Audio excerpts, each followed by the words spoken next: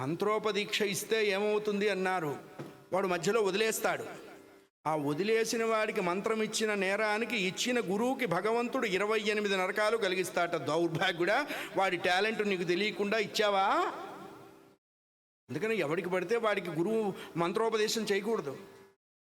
మానవులు పొందిన దాన్ని యోగ్యత అంటారు, భగవంతుడు ఇచ్చేదాన్ని యోగము అంటారు. వీడు ఎలిజిబిలిటీ టెస్ట్లో పాస్ అయితేనే వాడిని పై క్లాస్కి ప్రమోట్ చేస్తారు.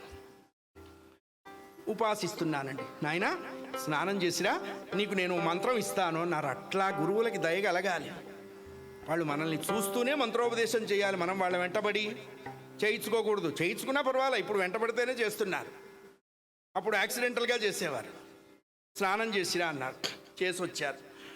ఒక మంత్రం కాదండి, 2 మంత్రాలు ఇచ్చారు ఆయన. అది ఏమిటా 2 మంత్రాలు? ఒకటేమన్నా పంచాక్షరి మంత్రోపదేశం చేశారు, నమశివాయ. మన భారతీయ విద్యా సంప్రదాయం ఎంత గొప్పది అంటే ఓం నమశివాయతో ప్రారంభం అవుతుందండి. ఓ నామః శివాయ సిద్ధన్నమః. మనకి 2 అక్షరాల మాటలు వచ్చేటప్పుడు మన ఇంట్లో అమ్మ, ఆవు, ఇల్లు, ఈగ అని చెప్పలా. డైరెక్టర్కి దోచి వాడు తీశాడు సినిమా. ఈశ్వరుడు అని చెప్పారు. ఏమిటి 4లో ఉన్నటువంటి కాంటెక్స్ట్ అంటే, అమ్మ ధర్మ పురుషార్థానికి ప్రతీక, ఆవు అర్ధ పురుషార్థానికి ప్రతీక, ఇల్లు కామ్య పురుషార్థానికి ప్రతీక, ఈశ్వరుడు మోక్ష పురుషార్థానికి ప్రతీక.